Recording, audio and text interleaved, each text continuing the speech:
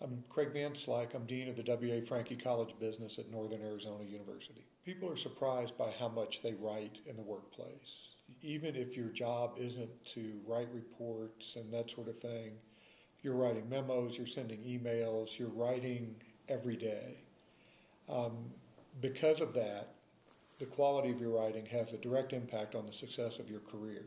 You need to be able to communicate. We hear that over and over from employers. But you cannot discount the importance of written communication. Something that we hear about frequently from employers is that they're very concerned about their employees' professionalism. Now, when I say the word professionalism, often things like dress, showing up on time for work, all those sorts of things are what usually come to mind. But professionalism goes way beyond. We can all put on a tie. We can all put on a jacket.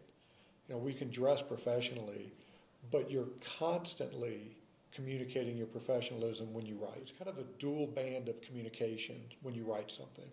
One, there's the message that you're trying to explicitly send. We want to have a meeting to discuss the new product. That's the message that you're sending.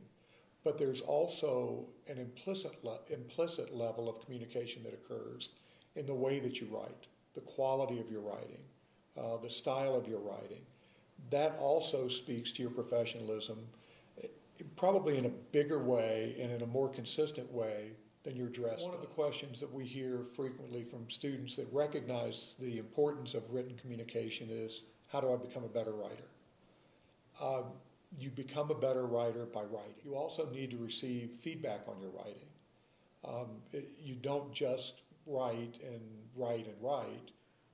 You won't develop your technique. We're very fortunate here at the Franke College of Business that we have a business communication center that provides that service.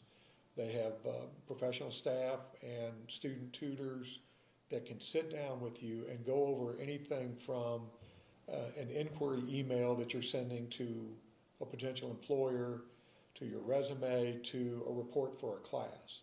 They can give you that feedback. You can't just take the feedback, make the changes in that document, and forget about it. You need to understand why they're saying the things they do about your writing so you can improve. So there's a concept called decorum. You might have heard about this maybe if you took a philosophy class, that sort of thing. It goes back to the ancient Greek philosophers. And the idea of decorum is you match your message, not just the content of your message, but the delivery of your message to the audience. I want to talk a little bit about decorum in terms of writing. Every once in a while, I get an email from a student that starts out with, "Hey, Dean." That immediately gives me a negative impression of that student because that student doesn't understand the concept of matching the communication style to the purpose of the communication. Where that gets particularly difficult is when you're doing more rapid, shorter kinds of communications. Social media is big today. Doing something on LinkedIn where you expect potential employers or fellow professionals to see it, you need to ratchet up the formality a little bit. I do want to give one other caution about social media. The internet is forever. Social media is forever. Think twice before you put something up on even Facebook that may come back to cause you some problems later on. You present yourself through your writing. If your writing is sloppy, if you don't form your sentences properly, if you don't structure your writing properly, it kind of subtly communicates a sloppy mind and sloppy work. It means that you don't care about what you're sending.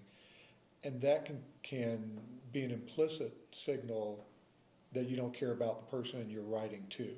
That's the biggest message I can send about professionalism. You need to match the writing style to the level of the communication.